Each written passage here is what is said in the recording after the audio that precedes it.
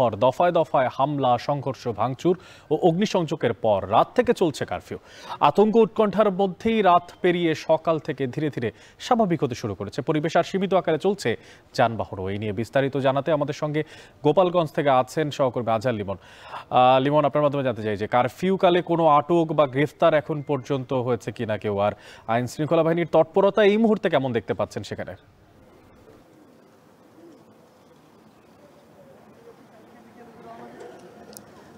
সকাল থেকে এখন অবধি বলতে পারি যে তৎপরতা আমাদের একটু চোখে পড়ছে। কিছুক্ষণ আগে দেখলাম যে আর্মির একটা কনভয় টহল সাইরেন বাজিয়ে বাজিয়ে তারা কিন্তু এই সড়কটি দিয়ে গেল এবং তারা এই শহরের মূল সড়কগুলো প্রদক্ষিণ করছে। আটক গ্রেপ্তারের ব্যাপারে আমাদের কাছে সবশেষ যে তথ্য আছে যে গোপালগঞ্জ যে সদর থানা পুলিশ তারা এখন পর্যন্ত 12 জনকে আটক করেছে।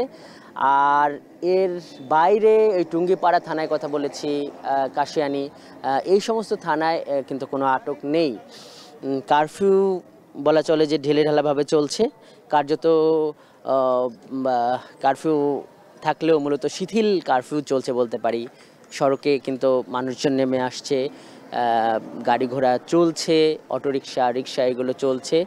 জনসাধারণের চলাচল স্বাভাবিকভাবে যেটা দেখা যায় সেটা নেই, কিন্তু চলাচল ক্রমেই বাড়ছে এটা বলতে পারি। এবং কারফিউতে যেরকম একটা বিশেষ পাস লাগে সেই ধরনের কোনো পাস কিন্তু দেওয়া হয়নি এবং মানুষজন যারা বের হচ্ছে তাদেরকে খুব বেশি জিজ্ঞাসাবাদ, তল্লাশি, হয়রানি এগুলো কিন্তু করা হচ্ছে না। যেটা অনেক আমরা তো গতকাল থেকেই এই ঘটনাগুলো পর্যবেক্ষণ করছি। মানুষের মধ্যে মিশ্র প্রতিক্রিয়া আছে। যেমন এই যে গতকাল এখানে যে ঘটনাটি ঘটলো, এনসিপি একটা দীর্ঘ সময় পর এই গোপালগঞ্জে যেভাবে অন্যান্য যে রাজনৈতিক দলগুলো এখানে সভা সমাবেশ তাদের রাজনৈতিক কালচারে করতে দেখা যায়নি, যেটা এনসিপি করছিল, সেটি করার পর এখানে যে একটা সংঘাতময় পরিস্থিতি তৈরি হলো, রণক্ষেত্রে পরিণত হলো। তো এই বিষয় নিয়ে মানুষের মনে মিশ্র প্রতিক্রিয়া আছে। কেউ বলছে যে বড় দাগে, কেউ বলছে যে এইখানে আসলে এনসিপি নেতৃবৃন্দ মানুষ, অন্য আরেক দল বলছে, আমি যাদের সাথে কথা বলছি তারা বলছে যে সভা সমাবেশ করার অধিকার তো সবারই আছে। তারা বলছে যে এই সভা সমাবেশের উপর বারবার হামলা করা একটা সন্ত্রাসী কার্যক্রম। এইভাবে মারা গেছে, তাদের প্রতি একটা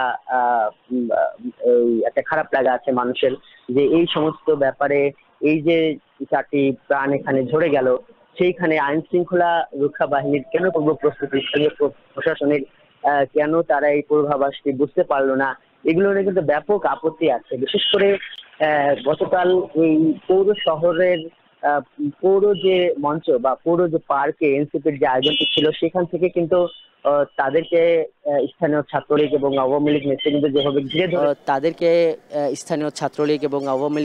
যেভাবে ঘিরে ধরেছিল, তাতে তাদের প্রাণ নাশের একটা শঙ্কা ছিল। এটা বিভিন্ন পক্ষের সাথে কথা বলে আমি বুঝতে পেরেছি।